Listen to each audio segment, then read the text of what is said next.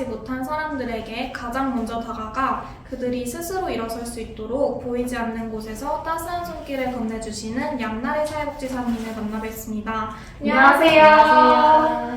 네, 오늘 또 비도 오고 육아휴직 중이시라고 들었는데 이렇게 귀한 시간 내주셔서 너무 감사드립니다. 먼저 간단하게 자기소개 부탁드려도 될까요? 네, 저는 아직도 배우고 싶고 하고 싶은 것이 많은 13년차 사회복지사 양나래입니다. 전 지역사회복지관에서 근무하면서 마을과 사람들을 이어주는 일을 하고 있고요. 작년에는 출산을 하고 현재는 육아휴직 중이고요. 가족복지에 열심히 힘쓰고 있는 중입니다. 네, 너무 반갑습니다. 저희가 정말 뵙고 싶었던 분을 선생님께서 근무하시는 이곳 갈산 종합사회복지관에서 인터뷰하게 되어서 너무 영광스럽고 지금 너무 떨리네요. 네, 사람들이 사회복지사라는 직업에 대해서는 잘 알지만 사례관리 사회복지사는 조금 생소할 수도 있을 것 같아요. 간단하게 사례관리란 무엇인지 또 사례관리 사회복지사는 어떤 업무를 주로 수행하는지 설명해 주시면 감사하겠습니다. 그 사례관리라는 용어가 되게 낯설고 생소한 사람들이 대부분일 거라고 생각이 좀 드는데요. 사례관리 사회복지사라는 그런 직책이 따로 있는 건 아니고요. 사회복지사들이 맡을 수 있는 업무 중에 하나가 사례관리라는 업무가 있어요. 그래서 사례관리는 좀 일시적으로 어려움에 처한 당사자분과 사회복지사가 상당 기간 함께 하면서 그분이 가지고 있는 자원과 지역사회의 여러 가지 자원을 활용을 해서 그분들이 삶의 어려움을 극복을 하고 더불어 살고 또 스스로 고단한 삶을 사실 수 있도록 도와드리는 일을 사례관리라고 합니다. 사례관리의 궁극적인 목표는 당사자분들이 어려움 속에서도 자기의 인생을 살아가실 수 있도록 돕는 일이라고 생각하시면 될 것 같아요. 그럼 혹시 선생님께서 처음 사회복지사가 되어야겠다고 결심하게 된 계기가 있으신가요? 저는 뭐 다른 동료 사회복지사분들처럼 뭐 강렬한 계기가 있었던 건 아니고요.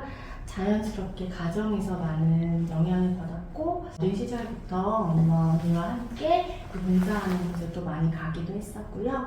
그런 모습을 보면서 제가 가진 것들에 또 감사하기도 하고 제가 가진 것을 나누면서 세상은 더불어 살아가는 곳이라는 것을 깨닫게 되면서 자연스럽게 사회복지사를 꿈꾸게 되었던 것 같습니다. 2019년 인천 사회복지사대회에서 사회복지 유공자로 수상을 하셨는데요. 하셨지만 정말 축하드립니다. 그 혹시 사회복지사 대회가 어떤 대회인가요? 인천시에 있는 사회복지사들이 현장에서 일하고 있는 모든 분들이 함께 모여서 우리가 하고 있는 일에 대해서 서로 응원하고 지지하는 모임을 의미합니다. 그래서 저는 지역 내 어려움에 처한 가정을 찾고 그분들을 위한 이제 맞춤 복지 서비스를 개발하고 제공했던 것들을 좀 인정받아서 수상을 하게 되었습니다.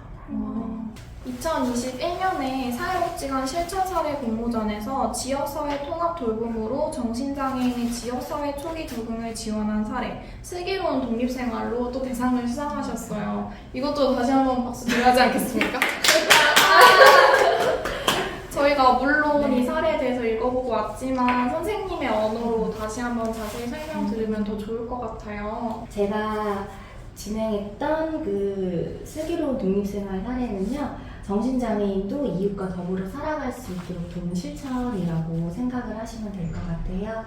그래서 퇴원 후에 우리 마을에 복귀한 그 정신장애인의 마을살이를 도우는 실천이었고요. 한마디로 이야기하면 어울림이라고 표현을 할 수 있을 것 같아요. 그래서 정신질환자가 거주지에서 안정적으로 좀 생활할 수 있는 환경도 조성을 해드렸고 이분들의 사회 참여를 좀 도운 공로를 인정받아서 공모전에서 좀 수상을 하게 되었습니다. 이 사례가 결국 클라이언트의 16년이라는 긴 입원 생활 이후 일상으로의 복귀, 즉 자립을 가능하게 했다는 것이 되게 놀랍고 존경스러운데요. 혹시 선생님께서 추구하시는 사례 관리나 사회 복지에 궁극적인 지향점이 있으실까요? 자립은 사실 혼자 스스로 사는 자립을 의미하는 게 아니라 더불어 살아가는 삶이라고 좀 생각을 하거든요. 그래서 나 혼자만의 삶이 아니라 그분들이 지역과 마을과 어울려서 살아가실 수 있도록 돕는 것, 그게 사회복지사의 역할이고 궁극적으로 저희가 추구해야 할 길이 아닌가라는 생각을 좀 하고 있습니다. 네. 선생님 말씀을 듣다 보니 사례관리는 사회복지사의 일방적인 지원이 아닌 클라이언트 이야기를 경청하고 또 함께 변화를 만들어가는 과정이라고 생각이 듭니다. 제가 생각하기에 사례관리의 핵심은 경청이라는 생각이 드는데요. 선생님께서 사례관리를 하시면서 가장 중요하게 생각하시는 부분이 있을까요? 그 사회복지도 결국 사람과 사람과의 만남이기 때문에 그 경청 그리고 인격적인 만남 그리고 충분한 공감이 되게 매우 중요하다고 생각을 하고 있고요. 그리고 사례관리 과정에서 또 제가 가장 중요하게 생각하는 포인트 중에 하나는 그 수많은 어려움을 호소하실 때도 그것은 당사자분의 삶이기 때문에 사회복지사가 원하는 것이 아니라 그분이 원하는 것에서부터 시작을 한다는 것 그것이 가장 중요하게 저는 생각을 하고 있고요. 나아가서는 좀 더 나아가면 그분이 가지고 있는 잠재력과 힘 그런 것들을 믿고 자신의 힘으로 어떤 것이든 도전해 볼 수 있도록 지지해 드리는 것. 그래서 성공이든 실패든 본인이 그것을 받아들이고 자신의 삶을 사실 수 있도록 도와드리는 게 사회복지사의 일이라고 생각합니다. 네. 정말 너무 좋은 것 같아요. 왜냐하면 특히 대화를 하거나 그 사람 이야기를 또 공감하고 경청한 일을 통해서 어떻게 보면 같이 나아간다는 거잖아요. 그래서 저도 되게 많이 배우는 것 같습니다. 혹시 선생님만의 클라이언트의 강점을 발견하고 그걸 적용하는 꿀팁이 있으실까요? 네. 저는 첫 만남에서부터 마지막 만남까지 당사자분의 상황을, 당사자분이 처해 있는 상황을 이해하고 노력하려고 하는 기본적인 그런 태도나 자세가 매우 중요하다고 생각이 듭니다.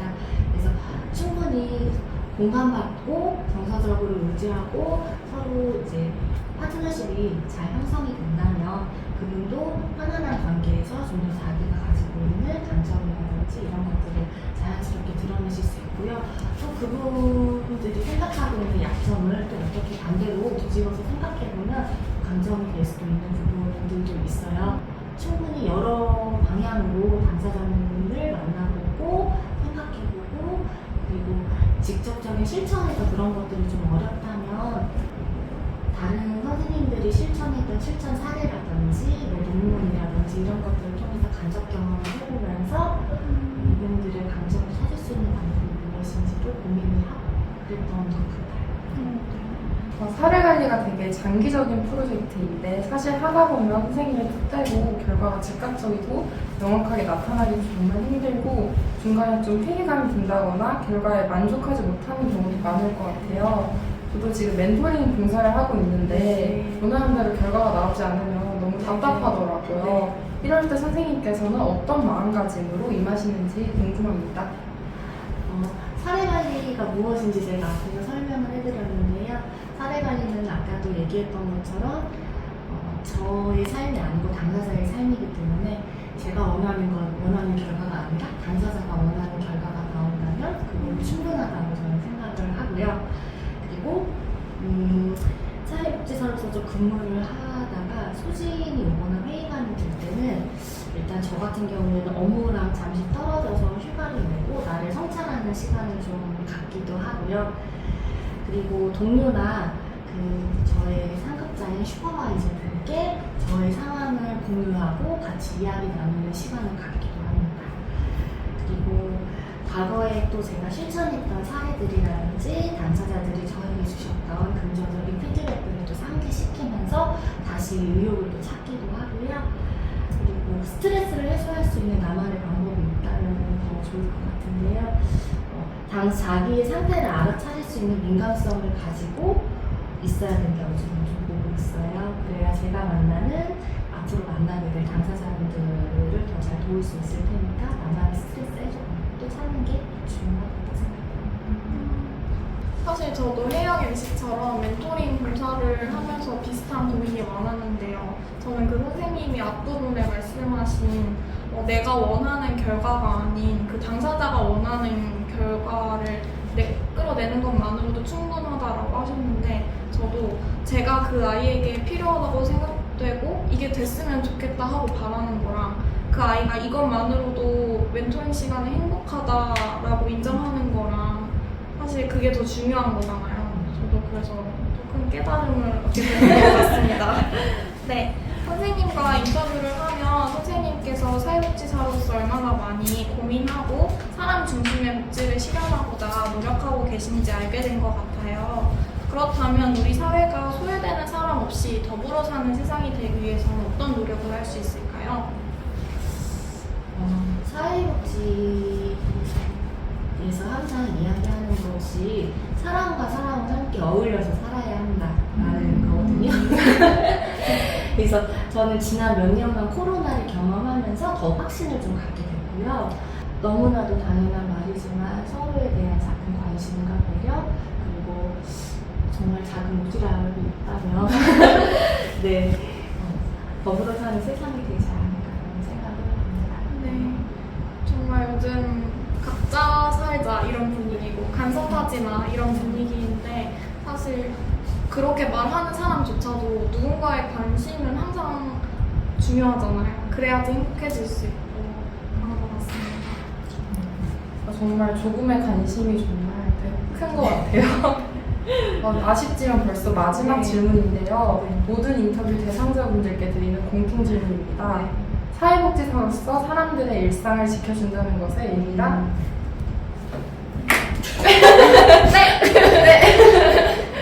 네, 저는 사람들의 일상을 지켜주는 것은 사람들의 일상을 지켜준다는 것의 의미는 사회복지사로서 사람을 살리는 것이라고 생각합니다. 그래서 뭐 의사, 뭐 간호사, 뭐 경찰관, 그리고 소방관 등들도 사람을 살리지만 사회복지사들도 사람을 살리는 일을 하고 있습니다. 그래서 의술 대신에 지역사회와 소통하면서 끊어진 사람과 사람과의 관계를 살리는 일, 그리고 모두 함께 더불어 사는 마을 공동체를 되살리는 일, 그리고 사회가 단절되신 분들을 마을과 이어주는 일, 이런 일들을 하고 있는데요. 사람들의 일상에 그리고 소중한 우리 모두에게 희망을 주는, 모두가 인간다운 삶을 사실 수 있도록 사람을 살리는 일을 하고 있다고 생각을 하고 있습니다. 네. 정말 각자 일상에서 선생님처럼 최선을 다하면서 살다 보면 정말 사회복지사로서 누군가를 정말 어떤 변화를 함께 한다든지 좀 더 나은 사회, 더불어가는 사회를 만들 수 있다는 생각이 들어요. 누군가를 돕는다는 것은 그 사람의 눈높이에서 바라보며 함께 나아가는 과정이라고 생각합니다. 어두운 것을 밝게 밝혀주는 환한 등불 같은 양날의 사회복지사님께 다시 한번 감사 인사드립니다. 선생님께서 전해주신 사회복지의 가치와 의미를 잊지 않고 저희도 따뜻한 세상을 만들어가기 위해 함께 노력하겠습니다. 감사합니다. 감사합니다.